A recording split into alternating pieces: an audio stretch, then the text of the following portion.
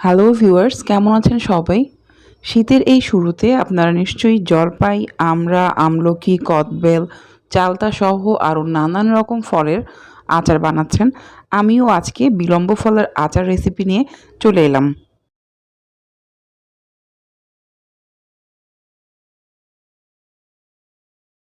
বিলম্ব ফলের ইংরেজি নাম হচ্ছে বিলিম্বি। এটা মূলত থাইল্যান্ড আর মালয়েশিয়ার ফল। এটি কামরাঙা পরিবারের উদ্ভিদ।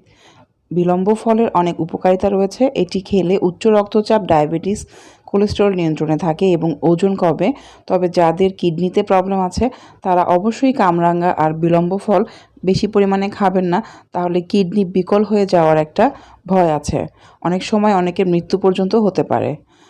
এভাবেই ফলগুলো আমি ধুয়ে পানি শুকিয়ে 2 টুকরো করে নিচ্ছি, আর যেগুলো একটু বেশি বড় সাইজের সেগুলো আমি 4 টুকরো করে নিচ্ছি।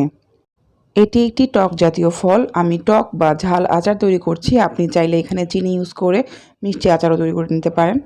সবগুলো বিলম্ব এইভাবে কাটা হয়ে গেছে, আর এই অপ্রয়োজনীয় অংশগুলো আমি ফেলে দিচ্ছি। এবার মশলা মাখিয়ে নেওয়ার পালা। আমি এগুলো রোদে দিয়ে বানাবো আচার। 1 চা চামচ আদা রসুন বাটা, 1 চা চামচ করে হলুদ গুঁড়ো, মরিচ গুঁড়ো, 1 টেবিল চামচ সরিষা বাটা, লবণ সামান্য পরিমাণে, আর 1.5 চা চামচ 5 ফোড়ন তেলে গুঁড়ো করে নিয়েছি। এগুলো এবার হাত দিয়ে খুব ভালো করে মাখিয়ে আমি রোদে দিব। 1 দিন রোদে দিলেই হয়ে যাবে। এগুলো একটু পানসে জাতীয় বা পানি পানি ফল, তাই খুব বেশি রোদে দেওয়ার দরকার নেই। 1 দিন দিলেই যথেষ্ট হবে। আর আচার সবসময় চেষ্টা করবেন যে রোদে দিয়ে 1 দিন, 2 দিন বা 3 দিন পর্যন্ত শুকিয়ে তারপর বানানোর, তাহলে সেই আচারের টেস্ট অনেক দারুণ আসে। দুপুরের দিকে আমি ছাদে গিয়ে একটা চামচের সাহায্যে বিলম্বগুলো উল্টে পাল্টে দিয়ে এসেছি। তারপর আমি সবগুলো উপকরণ হাতের কাছে গুছিয়ে নিয়েছি আচার বানানোর জন্য। প্রথমে আমি প্যানে 300 গ্রাম সরিষার তেল দিলাম। আমি এই আচারগুলা খুব বেশি দিন সংরক্ষণ করব না, যেহেতু পরিমাণে অল্প, তাই তেলও আমি কম দিয়েছি। এখানে আমি আদা রসুন বাটা দিয়ে দিলাম 1 চা চামচ পরিমাণ, সরিষা বাটা দিয়ে দিব 2 টেবিল চামচ। আচার বেশি দিন সংরক্ষণ করতে চাইলে তেলের পরিমাণটা বাড়িয়ে দেবেন। আচার যত বেশি তেলে ডুবে থাকবে অত বেশি ভালো থাকবে। তারপর এখানে আমি 1 চা চামচ করে হলুদ গুঁড়ো, মরিচ গুঁড়ো আর ধনে গুঁড়ো দিয়ে দিচ্ছি। তারপর একটু নাড়াচাড়া করে দিচ্ছি। আর খুব বেশি সময় ধরে নাড়া যাবে না, মানে বেশি সময় চুলায় রাখা যাবে না, নইলে মশলাগুলো একদম পুড়ে যাবে। জাস্ট 1-2 মিনিটের মতো নাড়াচাড়া করেই এখানে আমি 2টি বড় সাইজের আস্ত রসুন আর 6-7টি শুকনো মরিচ ছিঁড়ে দিয়েছি। রসুনের কোয়া দিয়েছি আর কি। তারপর জাস্ট 1 মিনিটের মতো নাড়াচাড়া করব। নাড়াচাড়া করা হয়ে গেলে আমি এখানে রোদে শুকানো বিলম্বগুলো দিয়ে দিচ্ছি। চুলা কিন্তু ফার্স্ট টু লাস্ট মিডিয়াম ফ্লেমে আছে। এবার খুব ভালো করে বিলম্বগুলো নাড়াচাড়া করে দিচ্ছি তেল আর মশলার মধ্যে।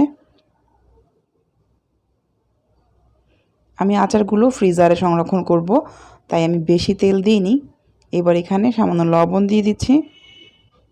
আমি আবারও বলছি, আচার কষানোর সময় খুব বেশি সময় ধরে চুলায় রাখা যাবে না, কারণ তাহলে মশলাগুলো, সরিষাগুলো তেলে পুড়ে যেতে পারে আর আচারের মধ্যে একটা তেতো ভাব চলে আসতে পারে।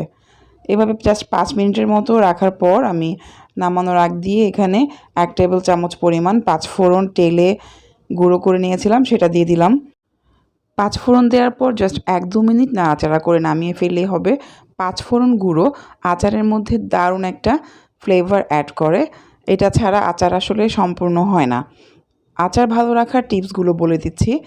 আচার এটা বানানোর পরে ঠান্ডা করে তারপর বয়ামে ভরতে হবে। অবশ্যই শুকনো বয়ামে রাখতে হবে। আর আচার কোনো অবস্থাতেই হাতের সংস্পর্শে আনা যাবে না। আর যখন আচার খাবেন তখন যতটুকু খাওয়া দরকার অতটুকু একবারেই পিরিচে বা বাটিতে ঢেলে নেবেন। বারবার আচারের মধ্যে চামচ ইউজ করলেও আচার নষ্ট হয়ে যায়। আর আচার যত বেশি রোদে দেওয়া যায় তত বেশি টেস্টি হয় আর তত ভালো থাকে। আচার বানানোর পরে 7 থেকে 15 দিন কমপক্ষে নিয়মিত রোদে দিয়ে তারপর খাবেন। আজ এ পর্যন্তই। কথা হবে নতুন কোনো রেসিপি নিয়ে। সবাই ভালো থাকবেন। আল্লাহ হাফেজ।